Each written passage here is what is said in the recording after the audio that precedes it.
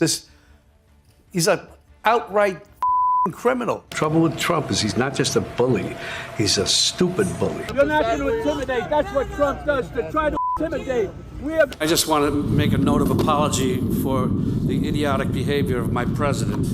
What did Robert De Niro say about Donald Trump that not only humiliated him, but also made the U.S. a battleground and its citizens watch in anguish? He's such a mean, nasty, hateful person. I never play him as an actor because I can't see any good in him. Robert has never been a fan of President Trump. In fact, he has always been a longtime critic of Trump, always finding himself on the wrong foot with him. Over the last 8 years, we've heard you talk about the former president. You have called him a fraud, a con artist. You've said he's a New Yorker like you, and you have watched this. Undoubtedly, Robert has been loud on Trump, but what he said this time would make you wonder what had transpired between them before now. I mean, he's so blatantly stupid. He's a punk, he's a dog, he's a pig, he's a con, a bullshit artist. This is not a case of desperately seeking attention. This, according to Robert, is about decency, humanity, kindness, and safety for the lives of people. Without holding anything back, he added this. Who doesn't know what he's talking about, doesn't do his homework, doesn't care, thinks he's gaming society, doesn't pay his taxes. He's an idiot. Colin Powell said it best. He's a national disaster. Robert still had more on his chest, and so he went on to say this. With everything Robert has said, the theme question would be, is this personal, or is he up to some game? This is where he takes it to another level. Country, it makes me so angry that this country has gotten to this point, that this fool, this bozo, has wound up where he has. He talks how he wants to punch people in the face. You thought that was insane? Robert was just starting, as he didn't even feel uneasy saying this. Well, I'd like to punch him in the face. This is somebody that we want for president? I don't think so. What I care about is the direction of this country. What Robert said next was the peak of it all, making him sound as though he had been practicing the line before now. What I'm very, very worried about is that it might go in the wrong direction with someone like Donald Trump. If you care about your future, vote for it. As if all that Robert had already said about Trump wasn't enough, he took it further to the Jimmy Kimmel show, and it wasn't funny at all. Robert De Niro, whose acting talents have greatly diminished with his reputation now shot, must even use a teleprompter for his foul and disgusting language. So disrespectful. What was supposed to be a discussion about Oscar and his new movie Ezra, Robert quickly seized the opportunity and left all hell loose as he started roasting Trump uncontrollably. Yeah, he's so stupid. That was just the beginning of the things Robert said. Hear this. Look at the lame, inane things that he said. He's so stupid, he can't even say anything clever or smooth. He's a moron. At this point, you just know that Robert and Trump might never, ever be friends. However, things became concerning when he was asked this question. What do you think? I'm curious why you would guess that there's a big group of people in this country who believe that he cares about them. Robert's answer to this question was just a total game over for Trump, and you would be wondering if Trump is going to lose the people's love for him. So obvious, I just don't understand. People could buy it. I just don't know. It's all an act in a certain way. It's all out of insecurity. He's deeply, deeply insecure. Oh, that wasn't all. There was more where that came from. He is a malignant narcissist. He's a socio-psychopath. What he said next was not something to be overlooked.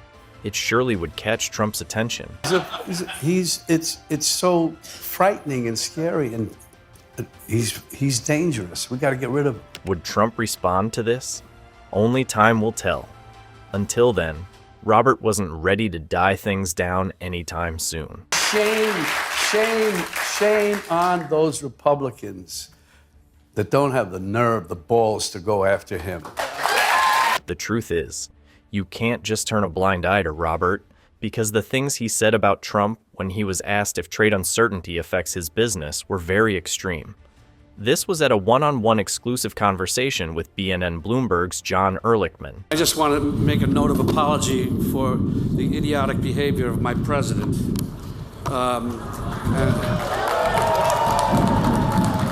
And then, what he said next just proved his level of hate for Trump, and he was not hiding it, nor did he care about the outcome. It's a disgrace, and I apologize to Justin Trudeau and the other people at the G7. It's disgusting.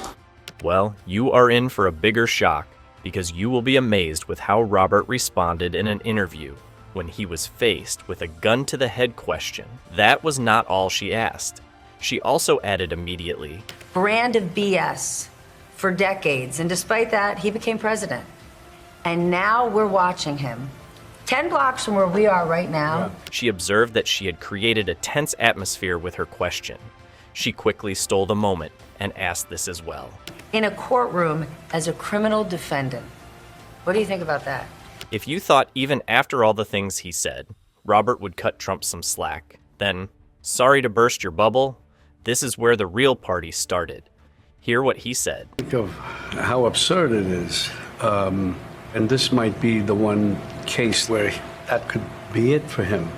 It's a state case. And in a few words, he also said this. It's the one that could be tried and finished in well enough time for people to just... It was after his simple response that a question that triggered his dislike for Trump dropped on him. Give you some sense, not of joy, but of relief at least, that he's potentially facing some consequences, because as you've said before... Brace yourself, because Robert's answer is about to shake your love for Trump, if you ever had any for him. No, he's more than that to me. He's sick. He is really, genuinely a sick person. That was not all he said. He's so, as we all know, so narcissistic. Hear this too. You would think Robert would feel bad for what he had said about Trump. Nevertheless, when things escalated, Robert didn't hesitate to show that he wouldn't rest until the whole world heard him. The guy's a monster. It's beyond wrong. It's almost like he wants to do the most horrible things that he can think of in order to get a rise out of us. I don't know what it is. But amidst Robert's antagonism against Trump, slowly tearing up Trump's reputation, Robert didn't expect to encounter a brutal level of resistance against him.